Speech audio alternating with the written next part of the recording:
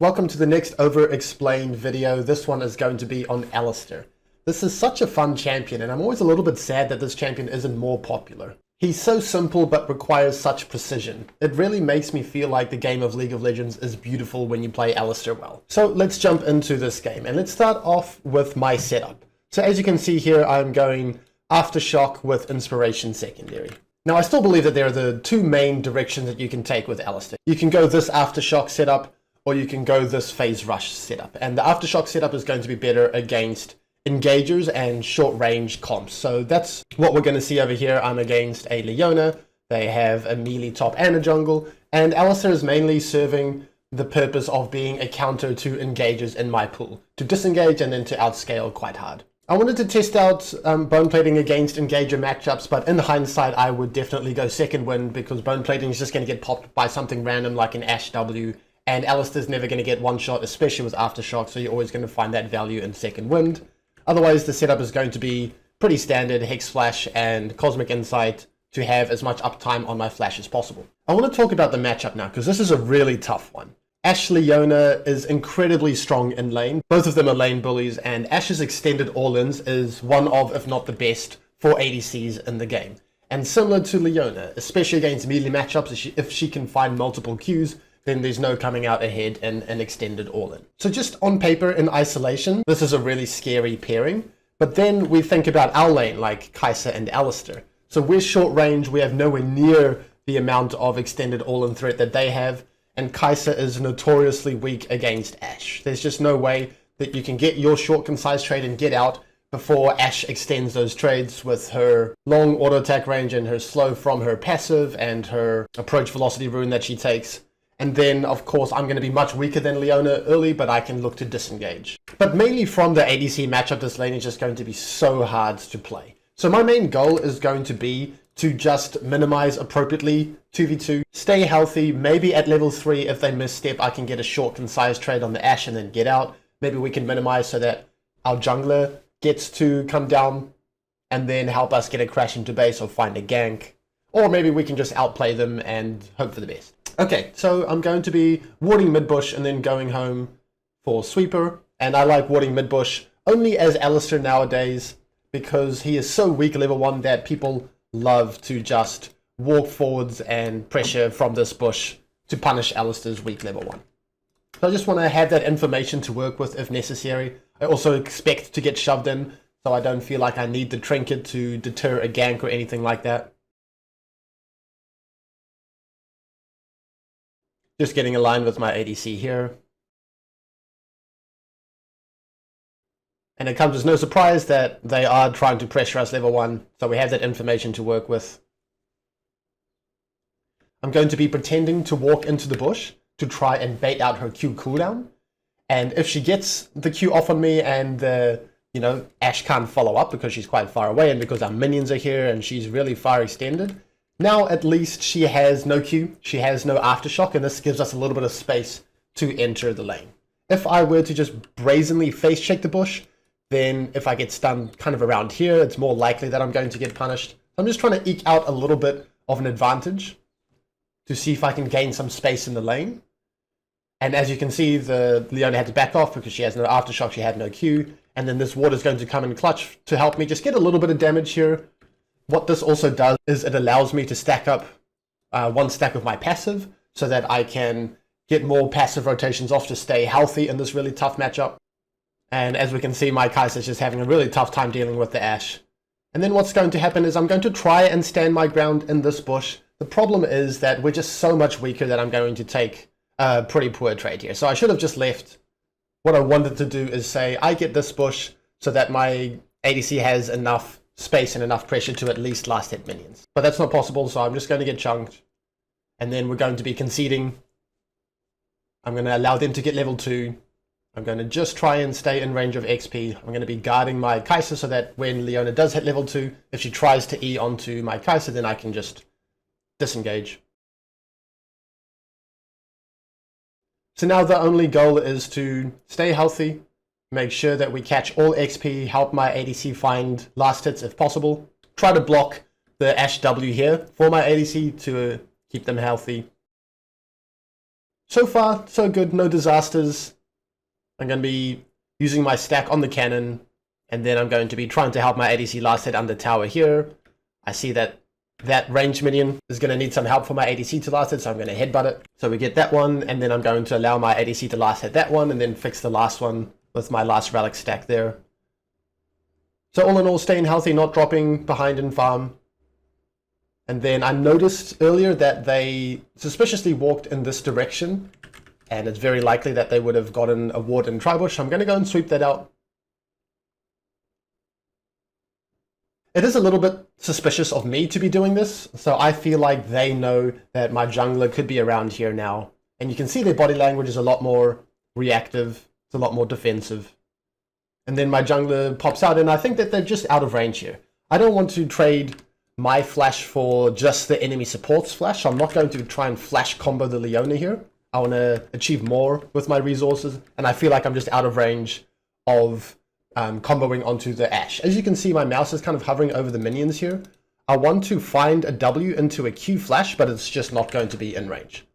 So I'm going to embrace reality, and at this stage, now the Leona's out of position. So now I would be confident in just being able to combo her, right? If she flashes my combo, I have no combo, she has no flash, a good trade.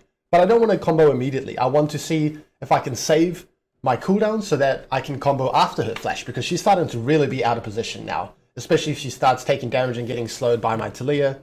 So I'm holding, I'm going to be stacking my E first, so that, you know, if she does escape, then I can combo onto her and still get the kill. For whatever reason, she decides to just flash onto my jungler, so now I'm just going to be walking forwards, priming my E, and then, I mean, we're just going to get the kill onto the Leona. So I have no idea what she was thinking there, but even if she didn't do that and she backed off, then we would use this window of my jungler's proximity to help us crash this wave and then go home. And that's what I was saying at the start, right? Like in really tough 2v2 matchups, you can just allow your jungler to relieve pressure if you can't do so 2v2. Now I notice that the Ashe is greedily trying to hold us free, so now I'm very happy to commit my flash and trade my flash for her flash. So that's exactly what we do here. Not only my flash for her flash, but my flash for both of her summoners and a big chunk. Unfortunately, Rek'Sai is going to pop out on the back end here, and then they're going to get that kill and they're going to get chunked. So all in all, I'm not too fussed with that trade. I didn't keep Rek'Sai in mind, and it just so happened that he was over the wall when I looked to pull the trigger.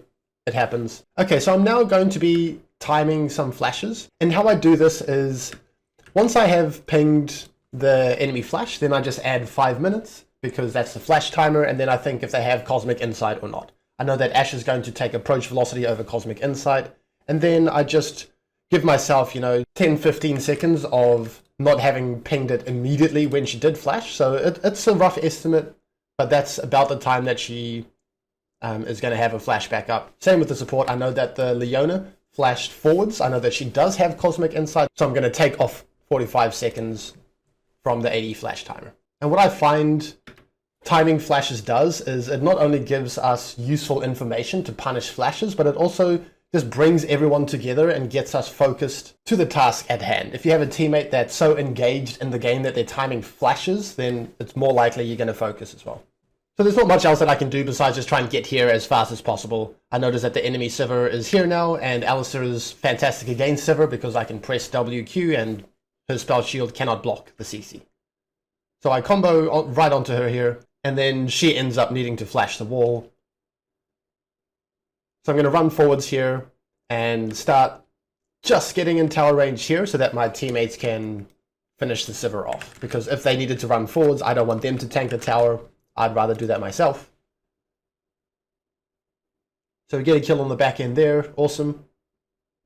I'm going to add the mid flash timer to that now. I'm going to be hard shoving this wave with my ADC, using all of my spells on the wave, trying to get as many minions in my spells as possible to shove as quickly as possible. Every split second matters, and if we shove too slowly, then what might have happened is that the enemies get to the lane in time, and then they hold the wave over here, and then that's a disaster. Otherwise, I'm going to get my tier 1 boots. I'm going to be pathing towards top river out of base here. A couple of reasons for this. The first is that there's nothing to do bot. There's no way that we're going to get there in time to potentially prevent the crash. my jungler has just invested a lot of time on the bot side of the map, so now I want to help them potentially contest top scuttle. I want to translate the lead that we have generated bot towards the rest of the map here. And also, Alistar and Talia is just a really lethal combination. Talia is going to thrive if someone helps to set up her combo, and that's exactly what I can do. I'm keeping my eye up there to see if there is going to be any contest. If I do see a Rek'Sai, I will beeline it there and try to kill them. Otherwise, I decide that nothing's going to happen on top side here. So I'm just going to use my sweeper here to make sure that there's no vision on bot side. I feel like there would be a ward here, and I'm also nervous about them having crashed that wave and then they try to cheese me over here. I could take a lot of damage. I'm just making sure I get back towards bot safely here. I'm also pinging that the Leona is quite likely going to be moving towards mid, and this is something that you guys can implement with your pings. You don't want to just vaguely drop a missing ping on your lane. That's not actionable enough. It's not precise enough. You can see my pings over here. It's the direction that she's moving. It's exactly where she might be right now if she is roaming, and it's much clearer. But right now, it's not my turn to roam. I invested my turn to roam. Now I'm just going to try and generate some more pressure bot if we can. But the same thing still applies, right? Like, we are still in a tough 2v2, even though we got the favorable trade down bot. As we can see here, we do have a bit of an ADC item advantage, but it's not enough. So I'm not going to get too excited and brawl 2v2 to the death. I still know what's going on. I still know the 2v2 blueprint.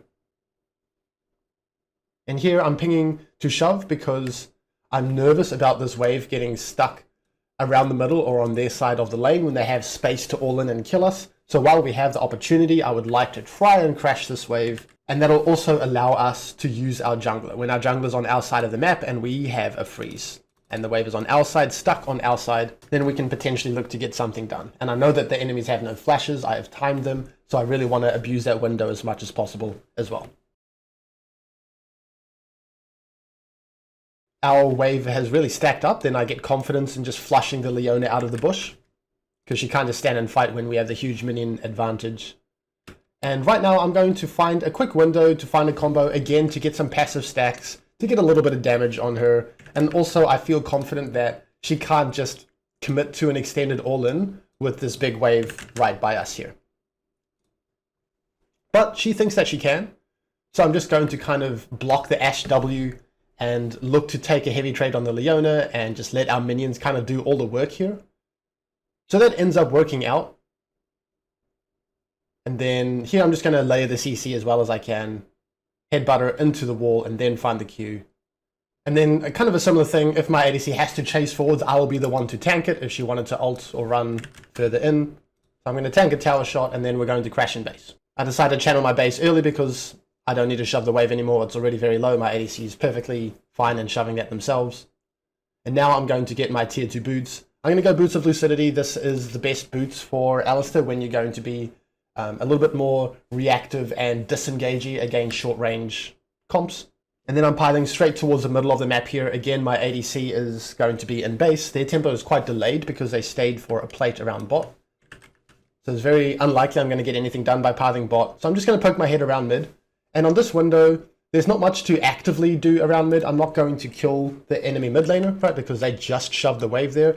So I'm fine in investing this window and just making sure that all of this area is in fog, so that the next time that I am around this area, then I can move into fog and then I can confidently gank and kill the Sivir with my Tristana. However, what ends up happening is the Sivir is just walking up way too far. So she's in my combo range, I may as well combo her. I can also pretend that I have reinforcements, right? They probably don't know exactly where my jungler or my ADC is. And they're on my side of the map.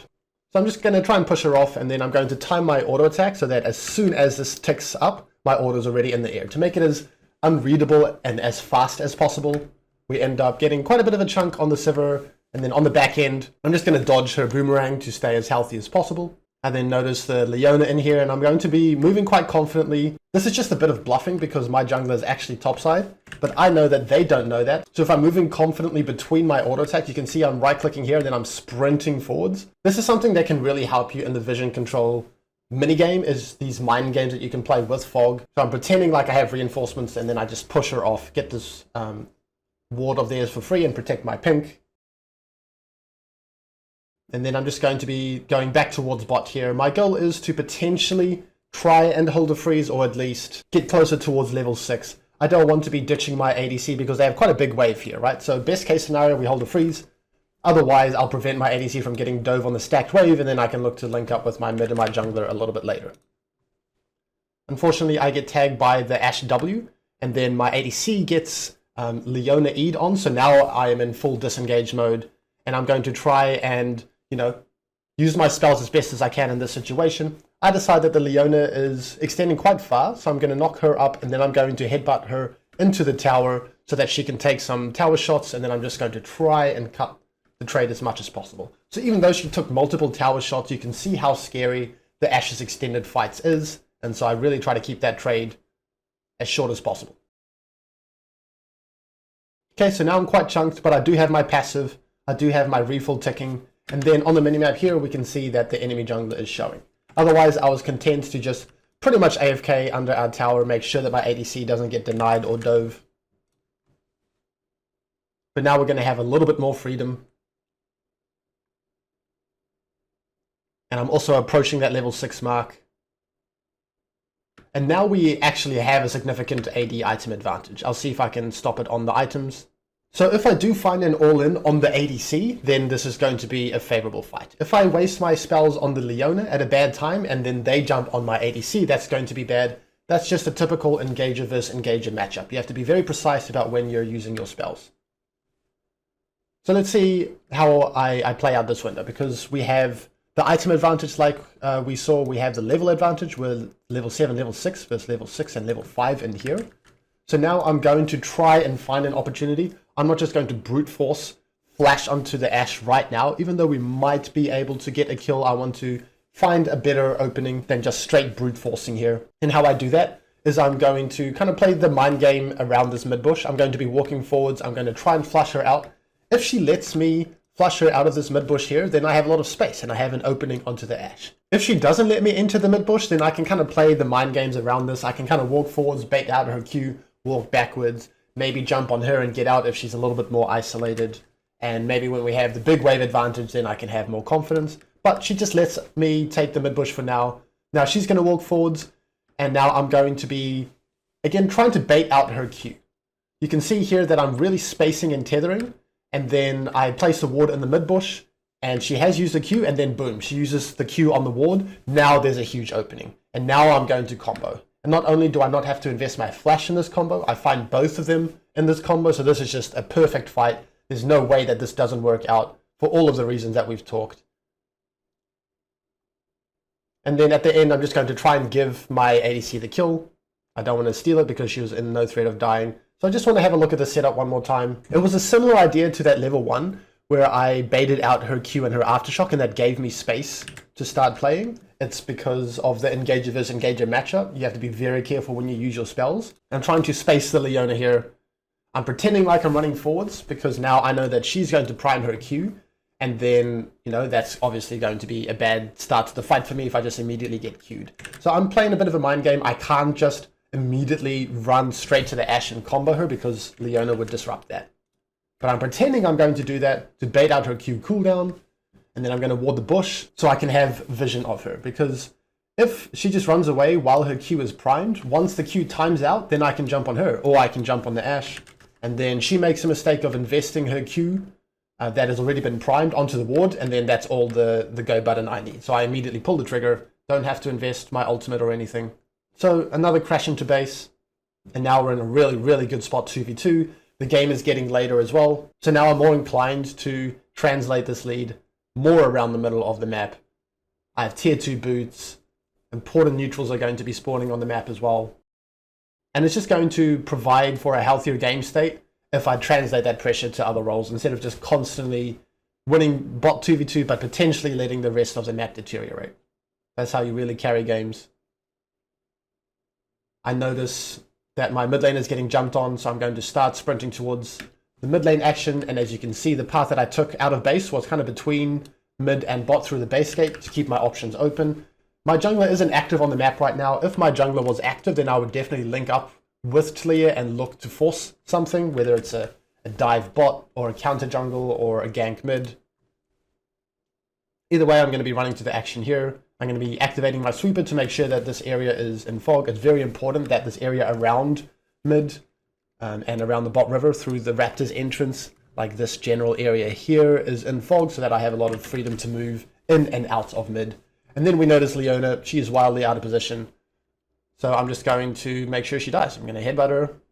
I'm going to knock her up, get a huge chunk, and then I decide that that's all we can get for now. I've used all of my cooldowns. We don't have to hard commit because their mid laner is here. The ADC could be moving, but we'll take the chunk. And now that she is chunked and my jungler's nearby, I have a lot more confidence in being able to walk up.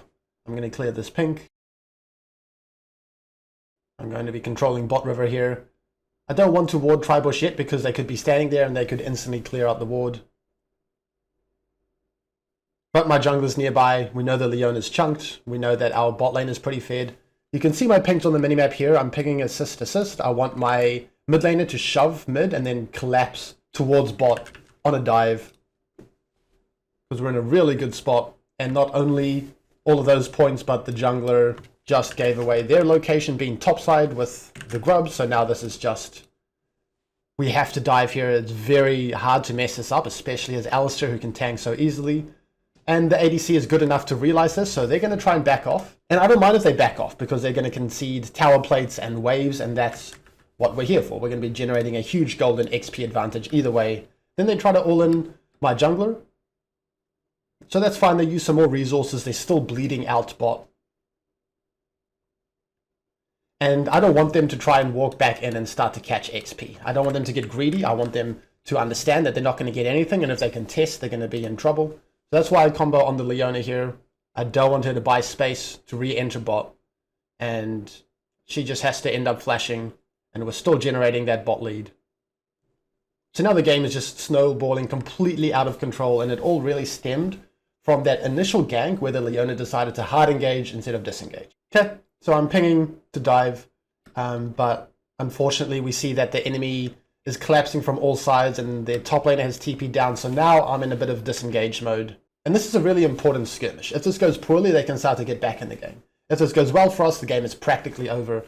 I'm only going to get one combo. I need to use my Q and my W intelligently here. I don't want to use it here on the Sedge, right? That's not a priority target. She's just used her ult. I need to use it on a better target at a better time. So I'm going to be stacking my E on the Sejuani and then finding my moment to pull the trigger.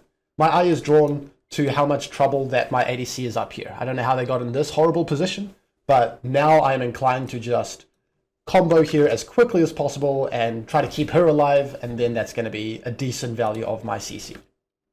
So I flash forwards, and then I knock up the Rek'Sai, and then the Rek'Sai gets one shot, and now the fight and the game is practically won. I'm going to keep piling forwards. I want her to die. And this is just punishing the mistakes that the enemy bot and the enemy support particularly has made. And that's just League of Legends in general, right? You're punishing mistakes. It just depends how small of a mistake can you recognize that you can punish. And that's going to be the highest level of League of Legends.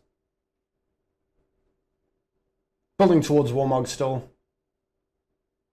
In the new patch, it's not going to be the case anymore. Still piling out a base gate. Moving towards the action around mid. So there's not too much to do now. We're on a bit of a window of downtime. My jungle is inactive. We don't have lanes to play around. So I know that they're in bot river here, and my ADC is far away. My top laner has just based as well, so we don't really have the time to immediately fight, but I'm not going to concede, right? We're ahead. We're snowballing. If we can see here, we're 17 kills to 5. Of course, we're up a lot of gold. So I'm not going to say, you know what, you guys get bot side of the map, we'll take top side. Hell no. When you're ahead, keep your foot on the gas. Don't give them an inch. And then eventually I find that combo and then stack my E, find the fast auto attack after the E. And then it's just about trying to get as many kills on the back end as possible.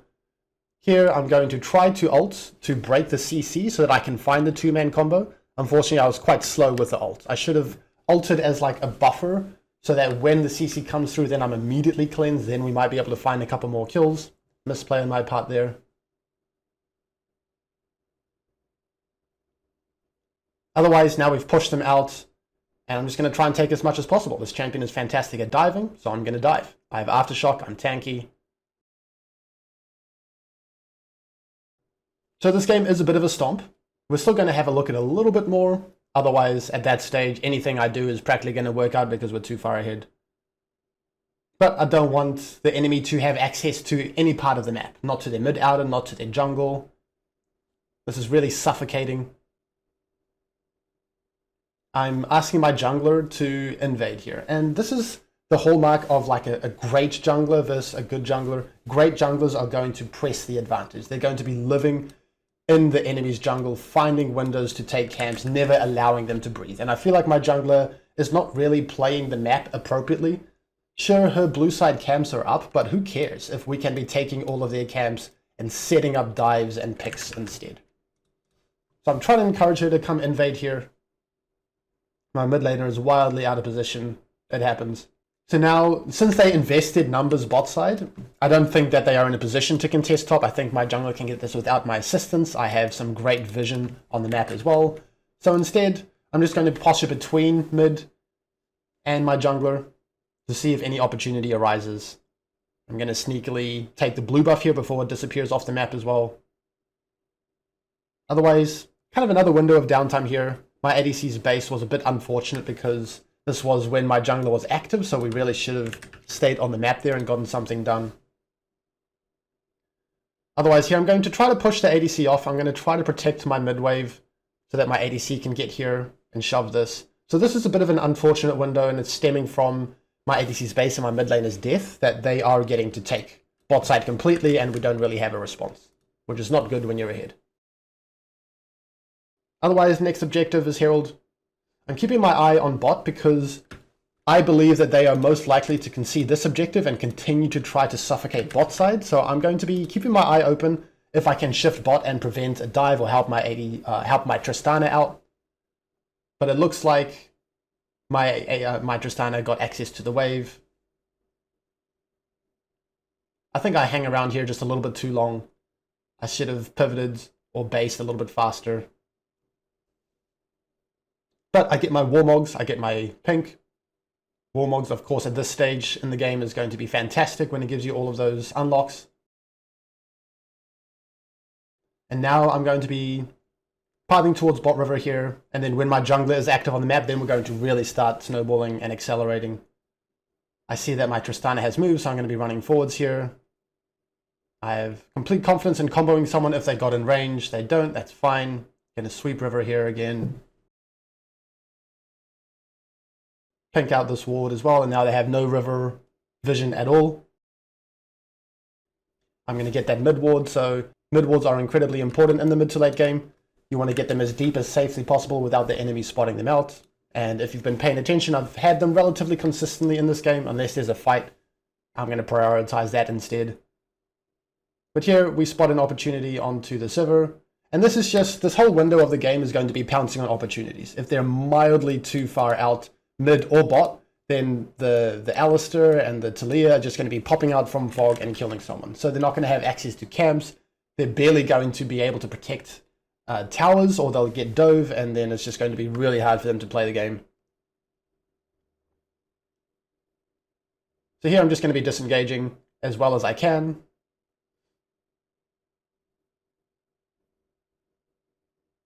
And you can see how I'm using my E. I am just trying to stack it up so that when I do pull the trigger, I have that E, and then I can have, really valuable CC.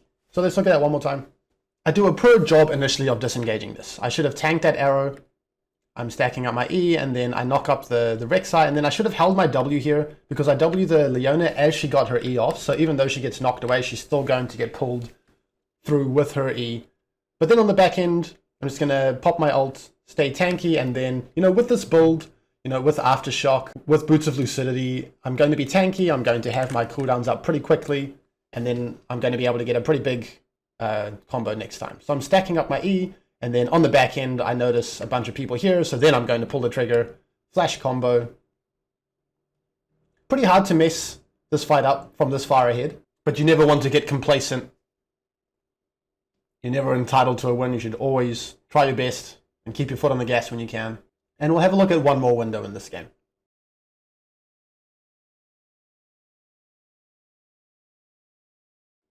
Okay, piling out a base here. I'm going to look to meet my jungler when they are active on the map. Here we are. Here we get to get a bit of control if we want. Unfortunately, our ADC has just base, so there's not too much to do here. We're just going to shove mid, get a bit of mid first going on here, and use this mid prio to move to wherever we want to afterwards. Baron is not on the map yet, so we can't play for Baron. So there's really not too much here. What I'm thinking is that Dragon is going to be spawning in the near future. My Tristana is bot side, so I want to play towards her instead of the Scion, and then we can play for the bot inner. And then I noticed that my top laner is tanking a bunch of enemies. Like, when you're ahead, you should expect people to concede and look to trade, because that's how you make a comeback. So that's what I'm looking to do here. I feel like they're going to give bot, and that allows me to potentially protect top at the same time. My Scion is definitely inting though. Otherwise, I'm going to be shifting down here, ensuring that my Tristana gets bot wave. I don't want my ADC to move towards bot for no reason. I want him to maintain mid shove, and then we're just going to suffocate and squeeze the map. Pretty much take everything that's in front of us. And so here, the enemy is going to be pretty desperate. They just killed our top laner. They can all be around. So I'm expecting some form of fight, and then I'm just going to try and execute as well as possible. I'll try to tank whatever I can, and then have a precise combo on the back end. So I pop my ult, and my target, my priority is going to be the Ashe. If I can find a multi-man knockup, then even better. That's exactly what happens here. And now the game is definitely over. So for my other over-explained, I had a pretty close loss. I had a pretty close win. I wanted to show a game where it was a bit of a stomp, because I'm pretty good at generating a lead and then using that to close out the game, and I thought it could be cool to see that in action. And honestly, close games are hard to come by at the moment. They are quite stompy. So maybe just a quick recap of what led to the success in this game. We understood the 2v2 blueprint fairly accurately. At no point did we really overstep our limits 2v2 too much. We respected their threat of the extended all-ins. We played to allow our jungler to relieve pressure. They misplayed and gave us a kill. We used that to get a good wave state, a crash into base. So we used our jungler's proximity to help in the tricky matchup. We then also just pressured with our jungler quite a lot. We understood how scary Talia plus Alistar is, and we looked to translate our bot pressure to the rest of the map, create some vision, create some picks, and otherwise we just punish mistakes, right? And that's just going to be league at any rank. They gave us quite a few mistakes to work with here. We didn't make many mistakes of our own. And then we understood how to close the game out when we are ahead. Don't give the enemies anything to work with, and really keep your foot down. Thank you for watching. Please consider liking, subscribing, and commenting if you enjoyed the video. For world-class support, coaching, content, and community, go to wtl.lol/cupcake.